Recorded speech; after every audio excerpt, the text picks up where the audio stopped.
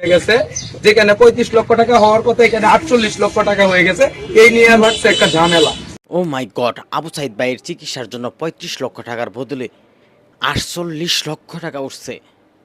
ও মাই god, এতদিন পর জানতে পারলাম রাব্বি এর পিছনে, রাব্বির হাত আছে নিশ্চিত, আমি 100% গ্যারান্টি। রাব্বি এবং জুয়েলের হাত আছে। যেখানে 30 লক্ষ টাকার কথা সেখানে 35 লক্ষ টাকা উঠছে। আজকে শুনতে পারলাম 48 লক্ষ টাকা উঠছে। এই 48 লক্ষ টাকা কোথায় গেল? এই টাকার কে হিসাব দিবে? রাব্বি, এই টাকার হিসাব তোকেই দিতে হবে। জুয়েল, এই টাকার হিসাব তোকেই দিতে হবে। আজকে বিচার সালিশে হয়েছে দেখেই তো এই 48 লক্ষ টাকার কথা শুনতে পারলাম। তা না হলে তো এই কথা শুনতে পারতাম না।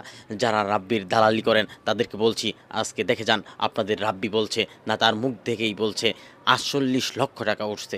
তাহলে এই 48 লক্ষ টাকা কোথায় গেল আমি জানতে চাই। সেই এতিম তিনটি বাচ্চা পাইলো কিনা? আবু সাইদ ভাইয়ের স্ত্রী সেই টাকা পাইলো কিনা আজকে আমি জানতে চাই। রাব্বির দালাল যারা রয়েছে তাদের কাছ থেকে জানতে চাই। জুয়েলের দালাল যারা রয়েছে তাদের কাছ থেকে জানতে চাই এই 48 লক্ষ টাকা কোথায় গেল, কোথায় গেল, কোথায় গেল?